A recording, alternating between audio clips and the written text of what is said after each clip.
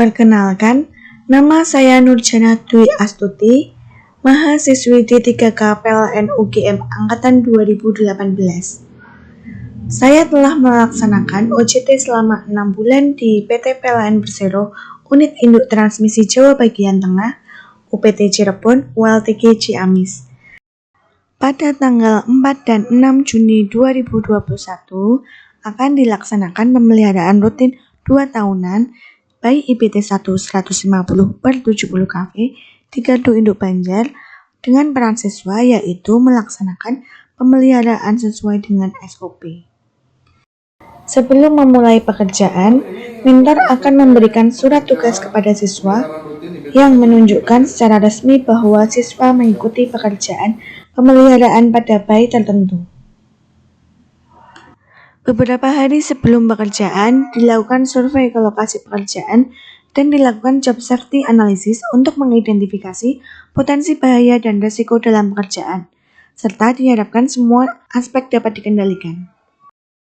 Dalam melaksanakan pekerjaan, maka perlu dibuat working permit sebagai bentuk izin bahwa pekerjaan telah disetujui untuk dapat dilaksanakan. Selain WP, perlu juga dibuat DP3 atau dokumen prosedur pelaksanaan pekerjaan pada suatu instalasi gardu induk yang memuat di antaranya prosedur pengamanan, kesiapan personil, pembagian tugas, serta formulir pemeriksaan kesehatan. Kemudian, menyiapkan formulir checklist dan dokumen instruksi kerja terkait dengan pekerjaan yang akan dilaksanakan. Lalu, memakai alat pelindung diri berupa sepatu safety, sarung tangan, masker untuk tetap menjaga protokol kesehatan, lalu menggunakan helm, kacamata UV, serta mengenakan body harness untuk pekerjaan di atas 2 meter. Selanjutnya yaitu menyiapkan peralatan kerja yang meliputi toolset, material, alat uji seperti insulation tester, earth tester, trigger analyzer, tan delta, beserta peralatan bantu lainnya.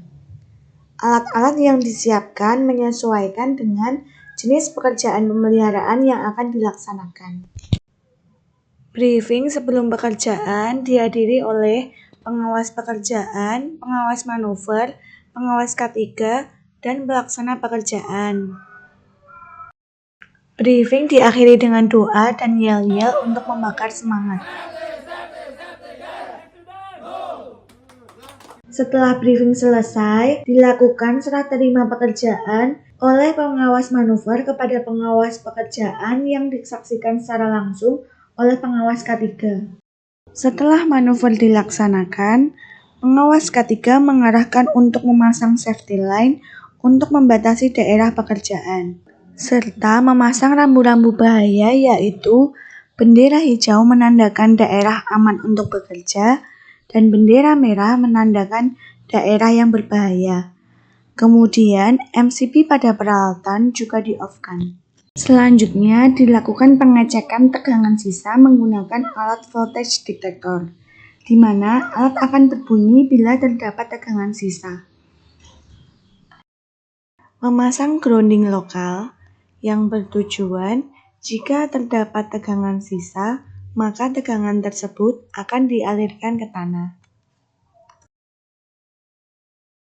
Salah satu pengujian yang dilakukan pada lightning arrestor adalah pengujian tahanan pentanahan, di mana alat uji yang digunakan yaitu merek Kyoritsu model 4105A. Kabel hijau pada alat dipasang pada ground lightning arrestor. Kemudian, kabel kuning dibentangkan sepanjang 5 meter, lalu disambungkan pada elektroda yang ditancapkan ke tanah. Kemudian, kabel merah sepanjang 10 meter dibentangkan sejajar dengan kabel kuning, disambungkan pada elektroda dan ditancapkan ke tanah.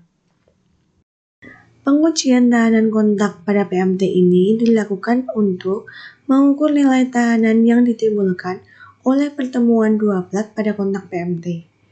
Semakin kecil nilai tahanan kontak, maka semakin bagus. Berikut rangkaian pengujian tahanan kontak.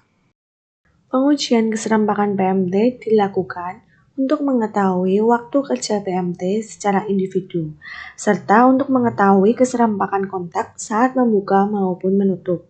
Pengujian ini dilakukan dengan menggunakan alat breaker analyzer dengan merek Maker tipe TM1800.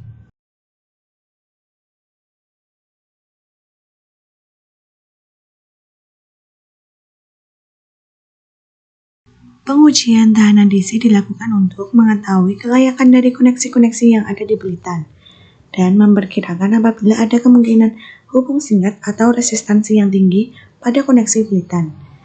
Pengukuran ini hanya dapat dilakukan dengan memberikan arus DC pada belitan. Alat uji yang digunakan yaitu merek Vanguard Instrument dengan tipe LTCA10.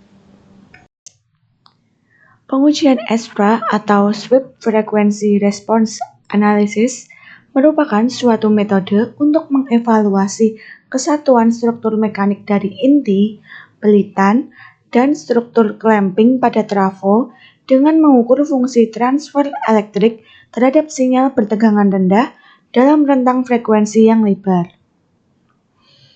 Rangkaian pengujian SFRA dapat dilihat seperti gambar berikut.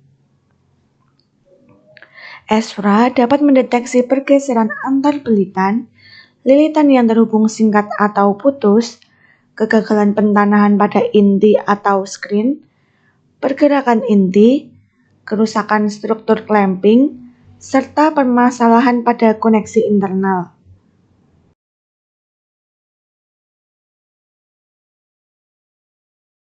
Pengujian tegangan tembus atau breakdown voltage dilakukan untuk mengetahui kemampuan minyak isolasi dalam menahan stres tegangan.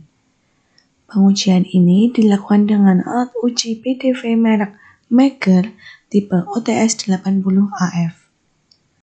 Alat uji akan menginjeksi tegangan secara bertahap sebanyak 6 kali pada minyak trafo.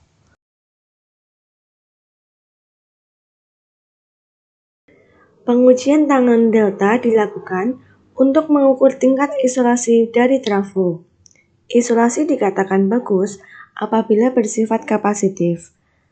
Alat yang digunakan bermerek Maker dengan tipe Delta 4000. Sesuai dengan SKD 0520, standar hasil pengujian tangan delta maksimal 1% untuk trafo beroperasi. Setelah semua pekerjaan selesai dilaksanakan, maka dilakukan evaluasi pekerjaan sekaligus merapikan peralatan, di mana pada saat dilakukan briefing akan dipastikan hasil pekerjaan telah sesuai dengan standar dan tidak terdapat kecelakaan kerja. Briefing diakhiri dengan doa dan yel-yel bersama. Setelah dilakukannya pemeliharaan, dilanjutkan dengan membuat laporan pekerjaan. Laporan pekerjaan terdiri dari berita acara dan lampiran hasil pemeliharaan.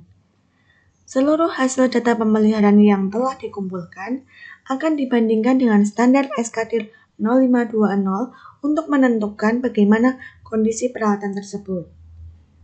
Laporan ini juga dapat digunakan sebagai pedoman untuk pengujian selanjutnya.